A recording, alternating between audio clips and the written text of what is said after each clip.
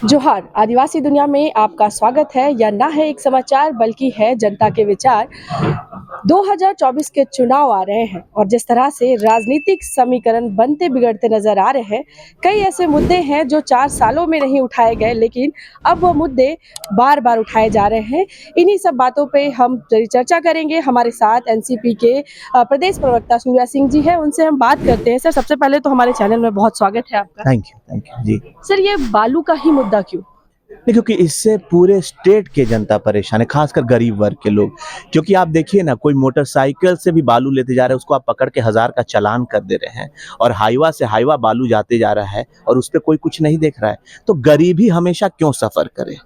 तो एक balanced approach रहना चाहिए। मुझे ये कोई परेशानी नहीं है कि हाईवा से बालू जाए या कहीं जाए, लेकिन गरीबों को आप तंग मत करिए। और बालुओं का जो घाटों का एक टेंडर होता है या प्रक्रिया होता है, आप ओपन रखिए। क्योंकि जो कैटेगरी 1 आप लोगों ने बोला है जिसमें गरीब फ्री में बालू ले जा सकते हैं, वहाँ तो कैटेगरी 1 में ऐसे घाट 90% है जहाँ बालू ही नहीं है, या इस स्टैंडर्ड का बालू है जिससे ना कंस्ट्रक्शन हो सकता है, ना उसका डेली मीन्स उसको जिस तरह का यूज है।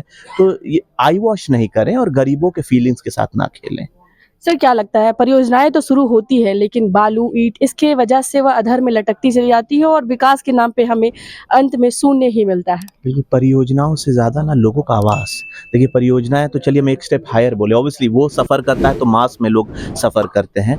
और जो गरीब बेचारे अपना एक घर बनाना चाह रहे हैं, जो एक बेसिक फंडिंग उन्होंने रखा है, जिस एक स्टैंडर्ड फंडिंग से घर बनती है, अगर वो भी नहीं बन पा रहा है, तो सोचिए कोई अगर अपने परिवार को छत नहीं दे पा रहा है, तो इससे ज़्यादा अनफॉर्च्यूनेट चीज़ क्या स्टेट के लिए हो सकता है?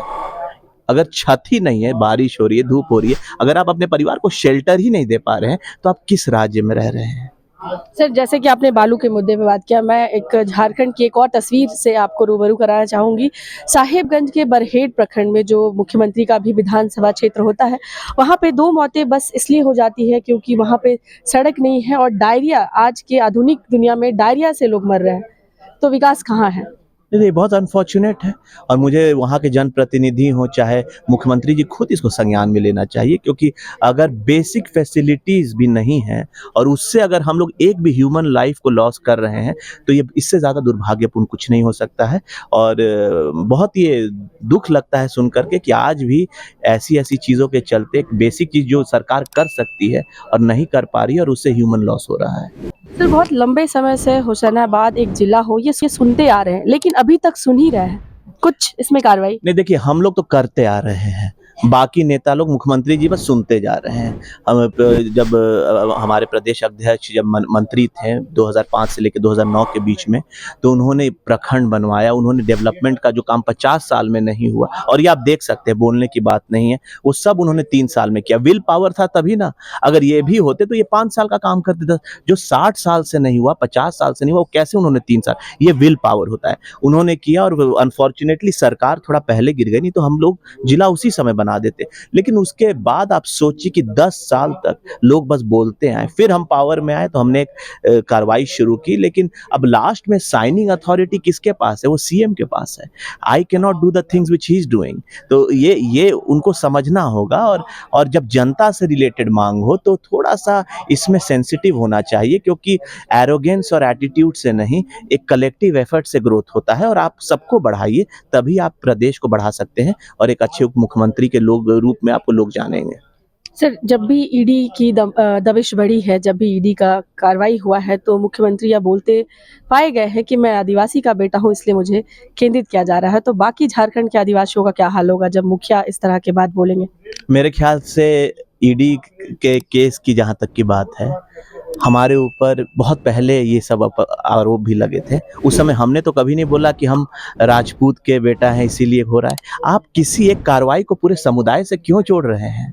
और अगर आज हम बोलना चाहें, अगर जात पात ही की राजनीति करना है, तो अगर आज हम बोल देंगे कि आज पहली बार ऐसा हिस्ट्री में हो रहा है झारखंड में कि कोई राजपूत मंत्री नहीं है, तो इसका मतलब, लेकिन ये सब कब तक होगा? कास्ट, क्रीड, रिलीजन नहीं, हम कभी भी जाति पे लोगों को बांटना नहीं चाहते हैं, क्योंकि ऐसे झारखंड नहीं बढ़ पाएगा। आदिवासी एक बुनियाद है झारखंड की, वो एक बहुत बड़ा नाम है, उसको ईडी के साथ मत जोड़िए। बिरसा मुंडा रहे, चाहे जो भी रहे, वैसे ही जितने लोग झारखंड में रहते हैं, जिस भी समुदाय के, सब एक बुनियाद है।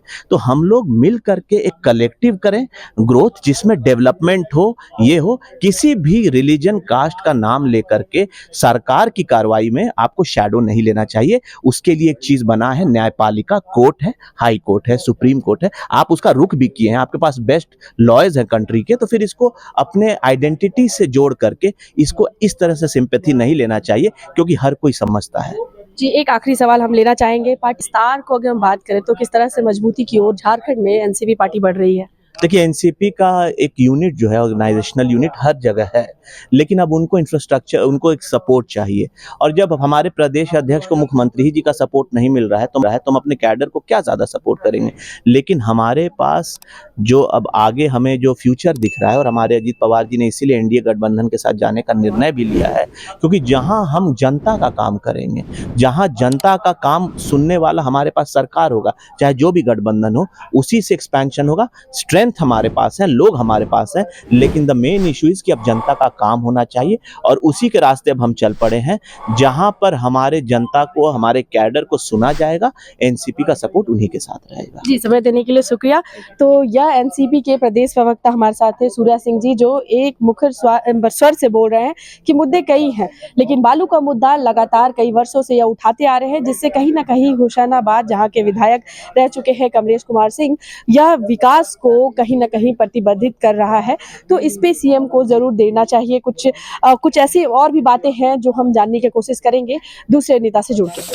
तो हम अब जुड़ चुके हैं एनसीपी के एक और लीडर से। चलिए हम इनसे जुड़ते हैं, बात करते हैं। सर, आज का जो बालू का मुद्दाएं तो बहुत है। अगर हम आपराधिक घटनाएं झारखंड की राजधानी में देखें तो वह भी कहीं रुकती नजर नहीं आ रही है, लेकिन आज के प्रेस कॉन्फ्रेंस में बालू का मुद्दा बहुत प्रमुखता से उठाया गया है। देखिए, हुसैनाबाद में आंदोलन किया गया था और ट्रैक्टर रैली निकली थी। वहाँ 400-500 ट्रैक्टर रैली निकली थी, और उसका नतीजा कुछ हुआ कि बहुत दूर का एक घाट दिया गया था, जो कि वहाँ से बहुत दूर पड़ता था। उससे लोगों को फ़ायदा नहीं होता था, बहुत मोटा बालू था, वो काम में नहीं लग सकता था। और उसके बाद फिर बंद हो गया। तो अभी पकड़ते हैं तो काफ़ी पैसा लेते हैं। अब गरीब का जो योजना है, इंदिरा आवास वगैरह जो बनना है, कहाँ से बनेगा? विकास का काम सब बाधित है। तो मंत्री जी, कमलेश बाबू अध्यक्ष जी जो हमारे मुद्दा उठाए हैं, ये तो और पहले होना चाहिए। बहुत अच्छी बात है, होना ही चाहिए। बालू की कालाबाजारी से वहाँ का जनजीवन त्रस्त होता जा रहा है। जी, अभी पर ट्रैक्टर 5,000 रुपया, और बाईपास किए तो पकड़ लेगा, 20,000-25,000 रुपये लगेगा। इस पे अंकुश कैसे लगेगा? उसी की न तैयारी हो रही है। सरकार क्वालिटी मांगे तो बहुत टाइम से हम लोग करते आ रहे हैं, लेकिन वैसा कुछ नजर नहीं आया। जैसे होशंगाबाद को जिला घोषित करना, ये मांगे भी बहुत लंबे समय से। जी, इस पर भी काम हुआ है। हम लोग अल्टीमेटम दिए हैं मुख्यमंत्री जी को। अब अध्यक्ष जी जो जैसे आदेश करेंगे वही पालन करेंगे हम लोग भी।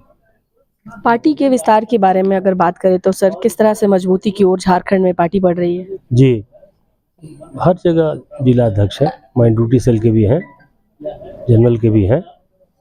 इस पर बराबर बैठक होती रहती है। ये सब मुद्दा उठता है, और वही सब राय मशवरा करने के बाद ही सब निर्णय होता है। सर, राज्य सरकार के 4 साल तो पूरे हो गए हैं, इसे आप किस तरह से देखते हैं? देखिए, जो होना चाहिए था तो हुआ नहीं। हम लोग खुश नहीं मन हैं। लायक नहीं हुआ। हम लोग खुश बेहतर नहीं। और हो सकते थे। जी, सबसे बड़ा मुद्दा तो हम लोग का जिला वाला था। अगर हम लोग का जिला हो जाता तो उससे विकास बहुत ज़्यादा होता ना, बहुत विकास होता, बेरोजगारी कम होती, पलायन लोग कर रहे हैं। जब विधायक जी खुद ही सत्ता में थे तो उन्होंने 3 प्रखंड बनाए थे हुसैनाबाद में, लेकिन यह काम कहीं अधूरा रह गया क्योंकि जिला नहीं घोषित किया गया। तो कई ऐसे काम और भी हैं क्या जो अभी भी अधर में लटक रहे हैं? नहीं, मेन तो जिला ही वाला है। जी हाँ, तो ये हमारे साथ एक और एनसीपी के चर्चित चेहरे थे, जिनका साफ तौर पे कहना है कि काम और भी इन 4 सालों में हो सकता था, संतोषजनक नहीं नजर आ रहा। लेकिन आने वाले चुनाव में जो वादे हैं जनता के विकास के लिए, वो प्रमुखता से करते हुए नजर आएंगे एनसीपी की पार्टी विस्तार से अगर हम बात करें तो झारखंड के 24 जिलों के साथ साथ और जितने भी प्रखंड लेवल पे है, एक पार्टी नए सिरे से लोग जुड़ रहे हैं और पार्टी का विस्तार लगातार हो रहा है। ऐसे ही खबरों के लिए आप हमारे साथ बने रहिए। आप देख रहे हैं आदिवासी दुनिया और मैं हूं आपके साथ गायत्री शर्मा।